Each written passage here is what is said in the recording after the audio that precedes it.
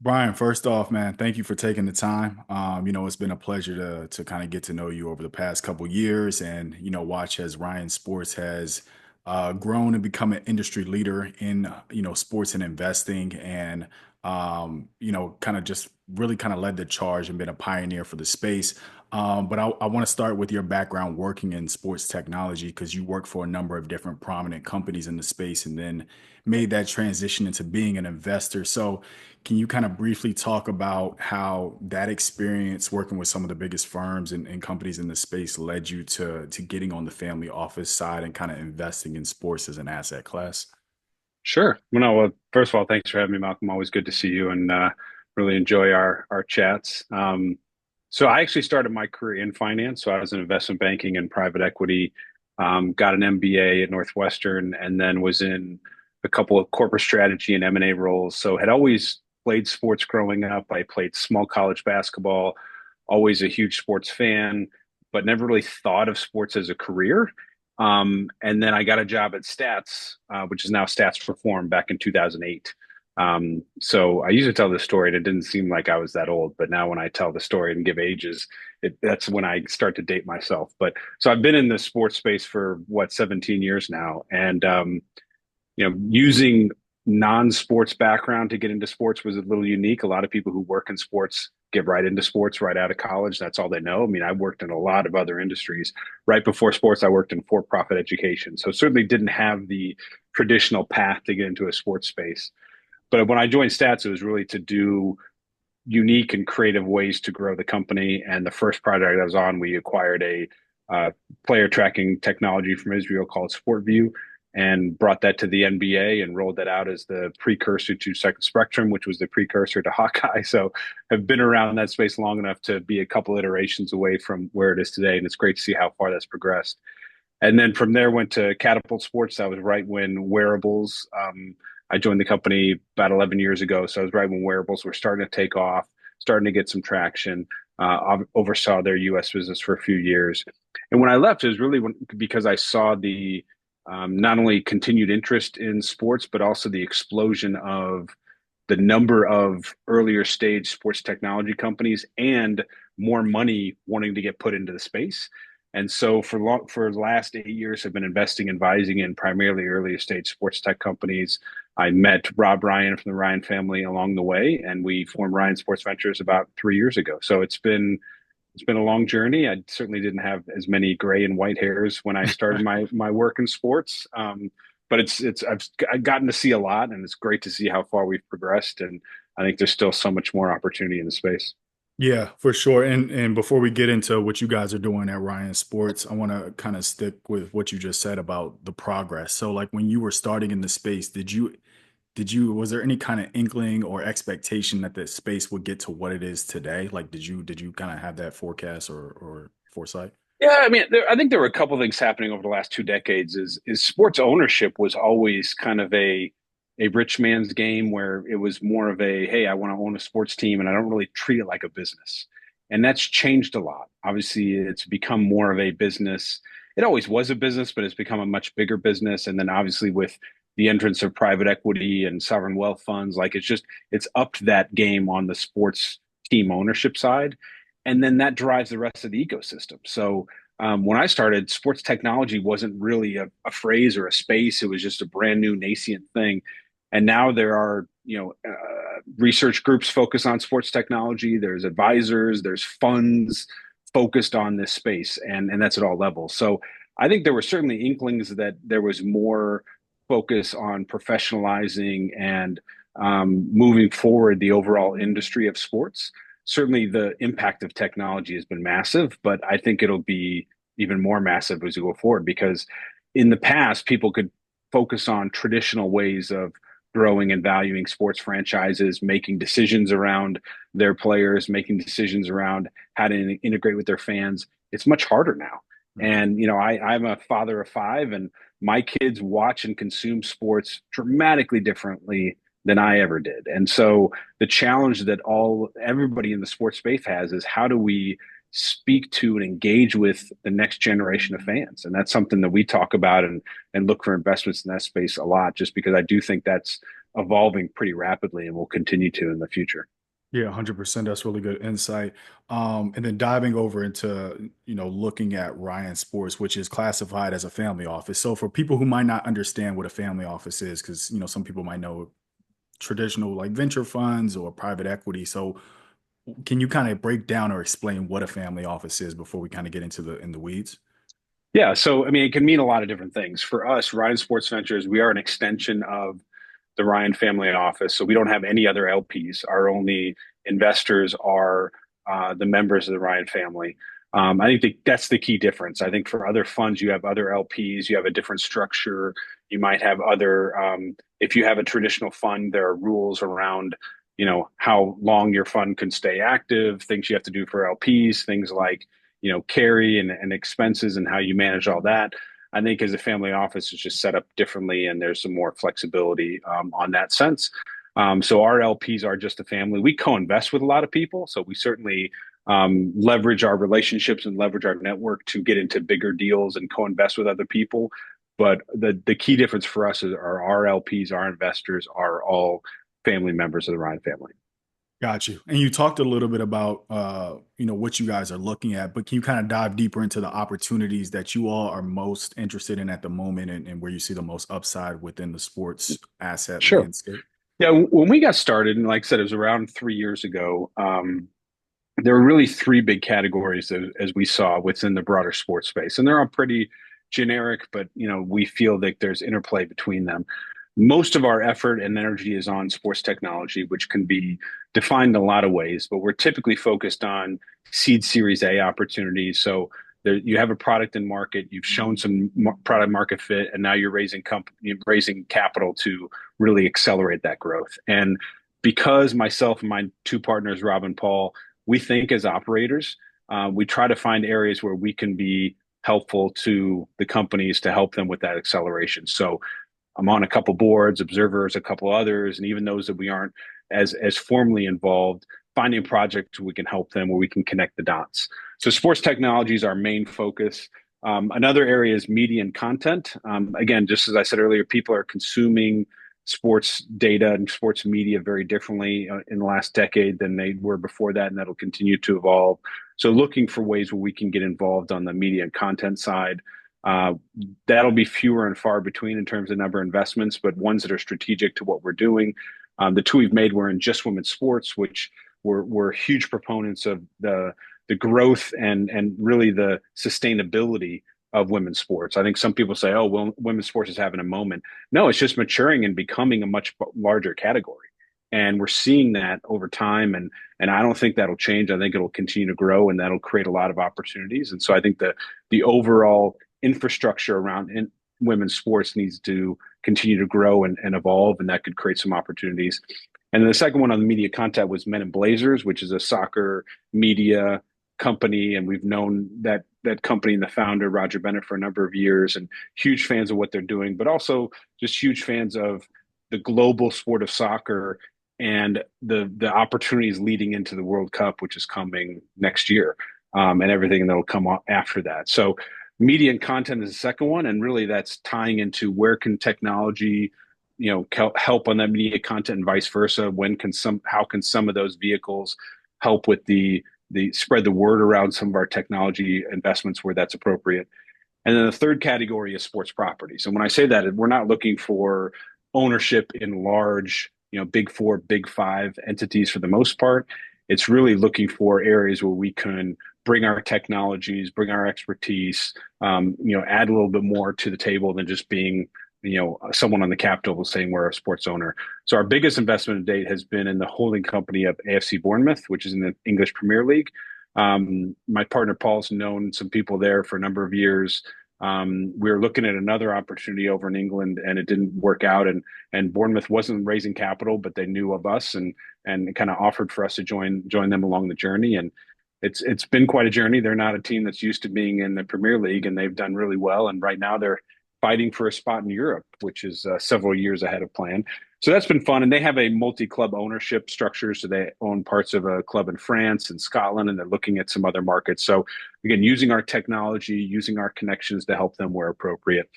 And the last one in the property size, we invested in the Snow League, which is Shaun White's new snowboarding league. We were at their first event in Aspen. Again, it's one of those sports where it's been part of the Winter Olympics and part of the X Games, but with Shaun and his credibility and his network, being able to focus on that, which is more of the marquee events in each of those things, and making it more of a something for the athletes. I mean, that's what we heard a lot is the athletes really were a huge fan of how the event was put on. They had a great show up from a lot of sponsors. They're kind of making it the F1 of snowboarding in that sense. So good first step in that sense. But we see a lot of emerging sports leagues and properties and where we can tie them in. So a best example there is we invested in Greenfly. They were on site in Aspen working with the Snow League. So making introductions across our portfolio where they can help, where we can help the technologies, and where we can help the properties. For sure. And it was a lot to unpack there, but I want to stick with a theme that I kind of heard you say throughout that spill of like relationships. It sounds like a lot of the deals that you've been able to do was mainly because of like some type of rapport or trust with the people leading these companies. So Yep. if you look at like a criteria or the vetting process for how you guys choose investment opportunities, what does that kind of look like for the team over at Ryan Sports Ventures? Sure. One of the questions we got when we brought this opportunity of starting this group to the Ryan family is they asked, "Hey, is there going to be enough deal flow? There going to be enough deals for you to look at?" And I kind of chuckled because it's like deal flow is not the problem. There's a lot of companies out there. There's a lot of deals out there. There's a lot of ideas out there. We tend to react to things that come from our network, from people we trust, from other investors we trust, through people that we've known for a number of years. Doesn't mean we wouldn't look at other things. It's just it's a much harder bar to get into if it's not coming through someone within our network that we know. And again, because we're not typically the lead investor, we work a lot with other investors. So they look to us as not only just more dollars, as someone who could help to elevate what they're doing. A combination of my background and Paul's background and Rob, each of our individual backgrounds in the space, but also the doors that the Ryan family more globally can open and expertise that they can get access to, which is pretty unique as well. So I think relation is a hugely reliant on relationships industry. I mean, the sports space isn't as big as people think it is. And being, again, myself working almost 2 decades in the space, similar to my partner Paul, having our own unique relationships and networks that we bring to the table, and then have that being enhanced by the Ryan family and what they have access to, I think has been a great combination. But relationships and trust, because when you're talking about early stage companies, you're betting on people. You're not betting on products. You're not betting on markets. You're betting on people because you could have a great product, and if you can't execute and make the right decisions, and for us, it's people who are confident and want to drive things through, but are open to thoughts as well. I mean, to me, that's a huge thing. If someone comes to us and you could tell that they're very, kind of hard headed and not going to listen, that's a tough one for us. We're not expecting anybody to get everything right. We're expecting them to learn and adapt and rely on experts when they need to.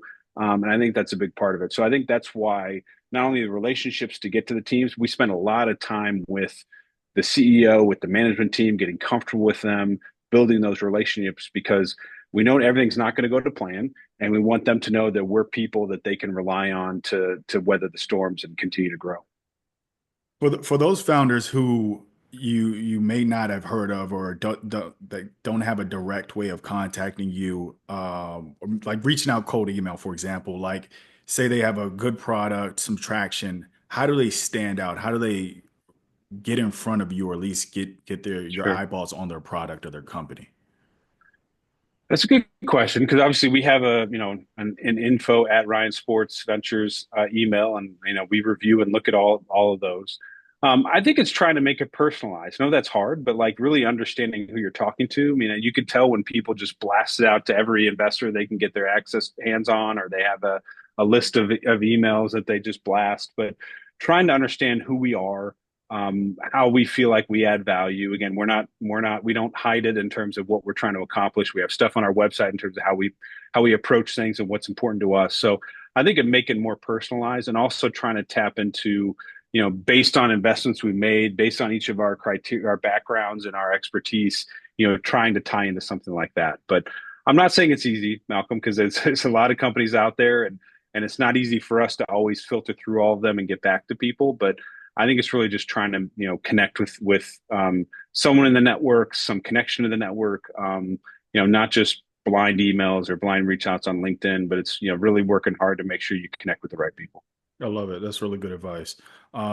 I want to get back to Snow League because we're seeing Yeah. this emergence of new leagues and new formats popping up all over the world. So, what are your thoughts on all these different leagues that are popping up, and how do they sustain long term? Because anybody can, Yeah. I'm not gonna say anybody can start a league, but we're seeing a lot of them. But there's very few leagues that are going to make it to, let's say, 10, 20 years. So, how Yeah. do they sustain that growth?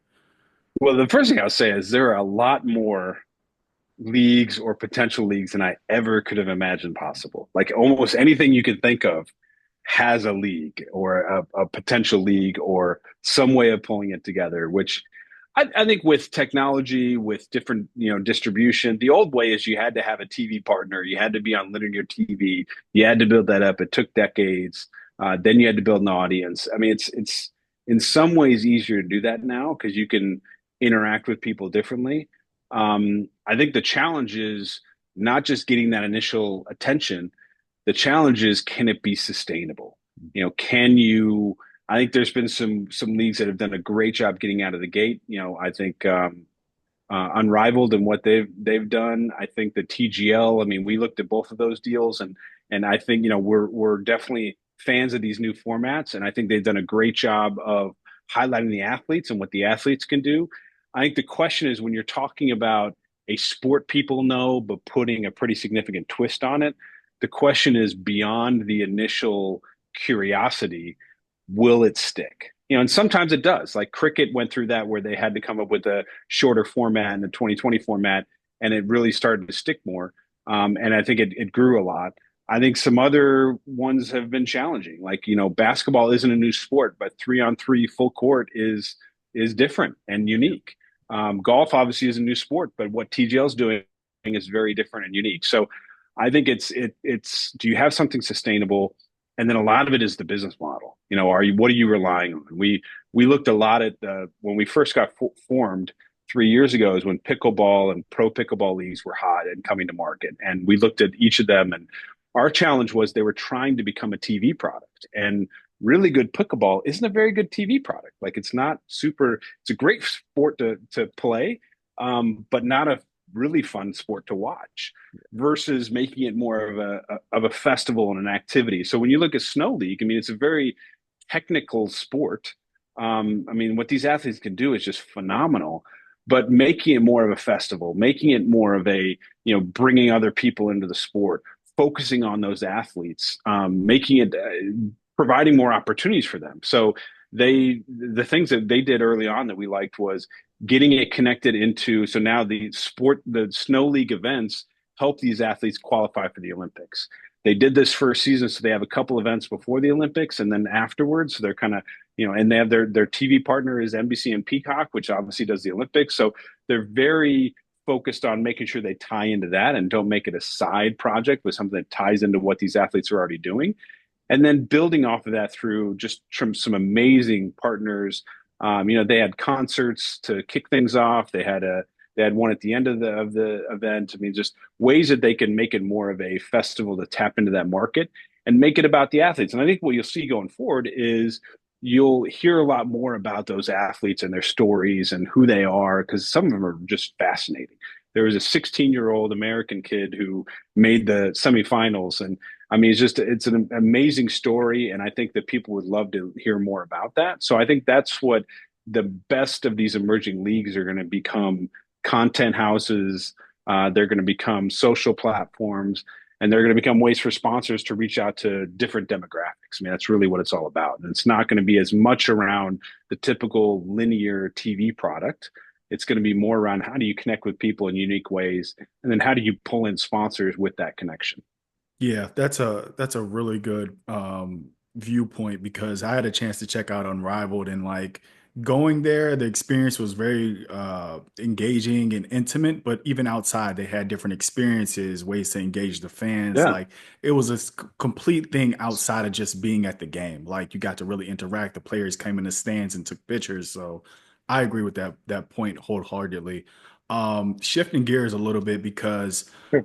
one of the things I'm super interested in is like mixed use real estate within sports. So having these venues where you can tie in retail and, as we talked about, fan experience and shopping and hotels and all these different things.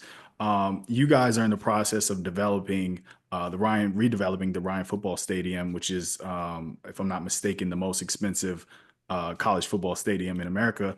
Can you kind of talk about the plans for this stadium and how this idea even came about? Sure. Yeah. I mean, it's been called Ryan Field for a number of years. The Ryan family are big supporters of Northwestern. That's where Pat Ryan Sr. and Shirley Ryan met, and each of their two oldest sons went to business and law school there. So they've been a connection back to the school, and they've supported a number of different ways. And Ryan Field, the old Ryan Field, was a pretty old stadium, 100 years old. A lot of concrete benches.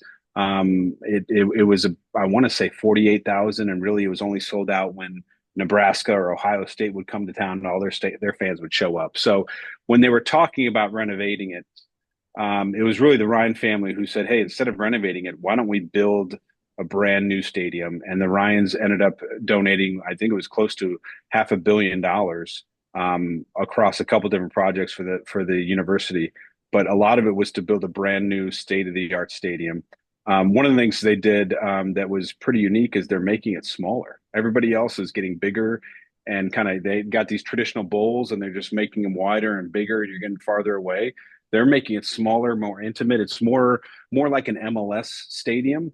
And my partner Rob and his older brother Pat went to a lot of different stadiums to see what would be the right model for Northwestern, and that's where they landed was making it more intimate. You get much better viewpoints. They're very big on accessibility for handicap and other people. So there's a lot of elements of that their ideals that made more sense for them to tear the old one down and build a brand new one. So that's really the genesis of it. That's really driven by the family and their connection back to Northwestern. So it's not directly involved in what we do at Ryan Sports Ventures, but certainly we get pulled into it where we can help. So on technology side or dealing with some of their broader partnerships, we're involved where we need to, where we feel like we can be helpful to the project. But it's being led by the university, supported by the Ryan family, and they got one more. It'll be ready by the fall of 2026, and it'll be amazing. I mean, the thought they put into this is phenomenal. And if you think about most of the arenas nowadays, especially on the college side, they're pretty old and they haven't really been updated. And you're just adding on top of what was a traditional old way of viewing things. This is going to be brand new technology from the gate. They're making it very community friendly, having events, as you said, having events around it, being able to host other things. I think it'll be just an amazing thing for the Chicago community, amazing thing for Northwestern. Really puts them on the map too, because we're in a world where athletes are, with NIL and everything else, they're looking for an edge. And when you can play in a stadium like that, that's a great selling point. And then obviously being in the Big Ten conference is another one. So it's a pretty amazing project. I give the family a ton of credit for the vision they have and making this happen. And it'll be exciting to see what it means for Northwestern in the coming years. I love it. Obviously we're talking about sports as an asset class, and that can kind of encompass multiple different things. What are some misconceptions that someone might have about sports as an asset class? Maybe it's someone who's interested in getting in the space, but doesn't really understand how it works. Are there anything specific you can talk about, or like any misunderstandings that people might have about what it takes to invest in this asset class? Yeah, I think some people just assume that, sports fandom equals good business, and that's not always the case. There's a lot of companies or assets or teams that, at the end of the day, it's like a lot of other businesses. You got to have a good plan, you got to hire the right people, and you got to execute on that plan. And if you don't do that, then whether you're running a manufacturing company or you're running a sports company or running a sports team, you're still gonna, come up with challenges if you don't do the right thing. So, a lot of it, I think the difference with sports is there tends to be a bit more. emotion involved than there are in other industries. Again, people just might do investments or make deals because they're fans of a sport or fans of a team, and it gets they want it to be exciting. Before we looked at investing in Bournemouth and in a European soccer club, because it's a different model over there. You got relegation and promotion, and that changes the economics dramatically. And so our big thing was making sure this wasn't just like a hobby or something that Bill Foley, who's the main investor and the main owner, just wanted to have a club over there. Excuse me. He was very clear. Like he started the Vegas Golden Knights. They won a Stanley Cup in 6 years, and he's like, I want to take this team to Europe. I want to grow it. I want it to be. They're going to build a new stadium, and everything he's talked about has come to fruition. So, I think sports is a fun industry to be in. It's an exciting thing. It certainly helps that things that we're personally interested in also dovetail into what we do for a business. But at the end of the day, it's still a business, and you got to make sure you have the right people. You got to make sure you're right, making the right decisions. And as investors, you could be huge fans of a concept. Like again, I love playing pickleball, but we just struggled with what those economics and those deals looked like when there was too much uncertainty. So at the end of the day, you can be a fan, but that doesn't necessarily mean it's a good investment. You got to also look at the business side too. For sure, for sure. Obviously, you've been in the space for a long time. As we wind down here, I really want to get your perspective on kind of the forecast of the industry. Um, are there any broad predictions that you have for the evolution of sports as an asset class as we look at the next like 5 to 10 years in the space? Sure. I think one of the biggest things is we still don't understand our fans enough. And by that, I mean, we still don't always know who's watching our games, who's buying our merch, who's interacting with us on social, who's talking about us with like there's just so much more we can do to do a better job of connecting with and interacting with our fans as properties, as media companies. And through technology, there's better ways to do that. And again, this is something that all industries are grappling with. But I think on the sports side, it's really going to be around how do you make sure you're understanding, connecting with your fans in the right way and speaking to them how they want to make it, making it more personalized. I mean, the old days of sports is we all sit on a couch and watch very passively something that's happening. That's not the next generation. They want it to be much more active. They want to be a part of it, whether it be immersive, kind of AR, XR experiences, whether it be things that are more personalized to them, whether it be easy ways to then get into legalized gambling, to get into buying merchandise, whatever that may be. So we've certainly focused on and tried to make some investments in that space where we're looking for different technologies or different ways to collect and use data to better improve the fan experience. Because at the end of the day, sports are amazing and they're a connector of humans all over the world and something that in good and bad times people can rally around, but they're being consumed differently. And I think that'll continue. And so I think being able to be smarter about who the fans are, how we're connecting with them, how we can leverage technology really to bring them all together. I think that's a big part of the future, no matter what sport you're talking about, no matter what level you're talking about. And we see a lot of companies trying to solve that problem, and hopefully, we'll pick a couple of companies we can invest in that are part of solving that problem and continue to drive the sports industry forward. Brian, this has been great, man. I always learn something new talking to you. Last but not least, man, let people know where they can connect with you. If they want to send a cold DM or message to you, let them know where they can learn more about Ryan Sports Ventures.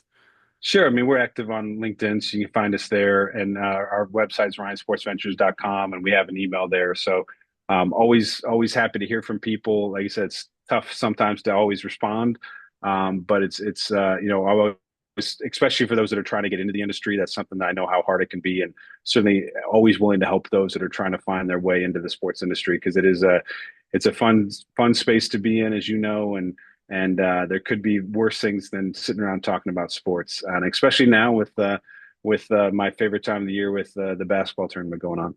For sure. Thanks, Brian. Appreciate it, man. Of course, Michael. See you.